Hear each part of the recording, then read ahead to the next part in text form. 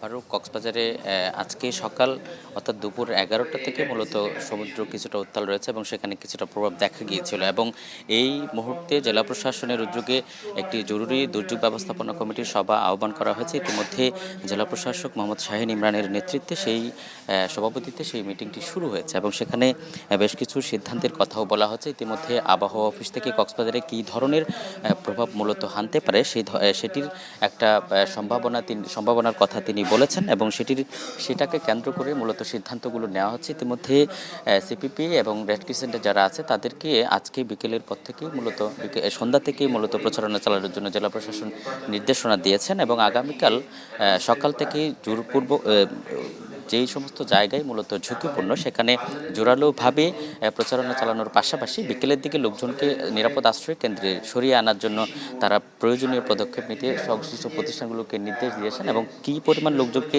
সরিয়ে নিয়ে আনা হতে পারে সেটির বিষয়েও আলোচনা চলছে এবং সবকিছু মিলিয়ে কক্সবাজারে যাতে কোনো ধরনের প্রাণহানি না ঘটে এবং কোনো ধরনের বড় ধরনের যাতে ক্ষয়ক্ষতি না হয় সেজন্য প্রয়োজনীয় পদক্ষেপ তারা নিচ্ছেন এবং সবচেয়ে বেশি আশঙ্কা যেটি দেখা গিয়েছে যে এবার জলোচ্ছ্বাস হওয়ার একটি সম্ভাবনা রয়েছে। ফলে জলোচ্ছ্বাস এবং পানির উচ্চতা বৃদ্ধি পেলে উপকূলীয় এলাকাগুলোতে একটি ভয়াবহ পরিস্থিতি হতে পারে। সেজন্য যাতে কোনো ধরনের প্রস্তুতিতে যাতে কোনো ধরনের ঘাটতি না থাকে সেজন্য আজকেই মূলত সংশ্লিষ্ট প্রতিষ্ঠানগুলোকে নির্দেশনা দিয়ে দেওয়া হবে জেলা প্রশাসন থেকে।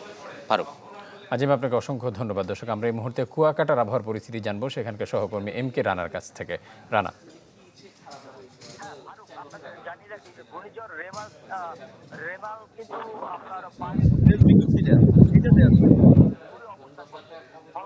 কিন্তু পটুয়াখালী আবহাওয়া যদি বলতে হয় তা সেক্ষেত্রে কিন্তু সকাল থেকে পটুয়াখালী আবহাওয়া কখনো মেঘ ছিল, কখনো গুড়ি বৃষ্টি পড়েছে, কখনো আবার রৌদ্রোজ্জ্বল আবহাওয়া দেখা গেছে। সেই রৌদ্রোজ্জ্বল আবহাওয়া এতটা প্রখর ছিল, রৌদ্রের তাপ, যেখানে মানুষ দাঁড়ানো খুব কষ্টকর ছিল। এখন আপনি আমার পিছনে কিন্তু দেখতে পাচ্ছেন যে সমুদ্র সৈকতে যে আসলে মেঘলা যে আবহাওয়া, সেই আবহাওয়ায় কিন্তু পর্যটকরা তাদের সানন্দে কিন্তু ঘুরে বেড়াচ্ছেন এবং সকালে যে সমুদ্র উত্তাল ছিল সেই সমুদ্র কিন্তু বেলা বাড়ার পরবর্তীতে যখন ভাটা লেগেছে সমুদ্রে, সেই সমুদ্রে ভাটা লাগার সাথে সাথে কিন্তু সমুদ্রের উত্তালতা কিছুটা হ্রাস পেয়েছে। ফলে কিন্তু সৈকতে পর্যটকদের একরকম উপচে পড়া ভিড় লক্ষ্য করা যাচ্ছে।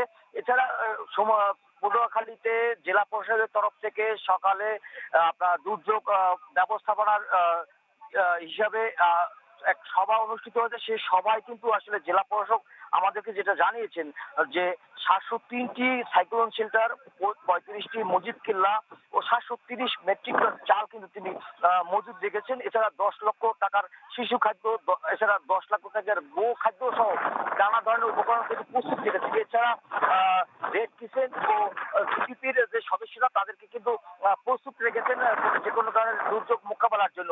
যারা রেমান যে পায়রা বন্দরের কর্তৃপক্ষের সাথে কথা বলেছিলাম, তারাও কিন্তু সব ধরনের প্রস্তুতি রেখেছে। যদি সিগন্যাল বাড়ার সাথে সাথে তারা কিন্তু তাদের প্রস্তুতির যে বিশেষ ব্যবস্থা তারা সেটা পরবর্তীতে তারা নেবেন, এই ধরনের কথাই তিনি বলেছিলেন। এছাড়া উপকূলীয় এলাকার মানুষের সাথে কথা বলেছিলাম, তারা কিন্তু বিভিন্ন জায়গায় যে পটুয়াখালীর বিভিন্ন উপকূলীয় অরক্ষিত যে বেড়িবাঁধ, সেই বেড়িবাঁধ ভাঙনের যে আশঙ্কা, সেই আশঙ্কায় কিন্তু সাধারণ মানুষ দিনপাত করছেন। কারণ বেড়িবাঁধ সংলগ্ন যেসব বাড়িঘর রয়েছে সেই বাড়িঘরে কিন্তু তারা রাতের রানা, আপনাকে অসংখ্য ধন্যবাদ। দর্শক, কুয়াকাটা এবং কক্সবাজার থেকে আবহাওয়া পরিস্থিতি সবশেষ যে খবর সেগুলো জানাচ্ছিলেন আমাদের সহকর্মীরা।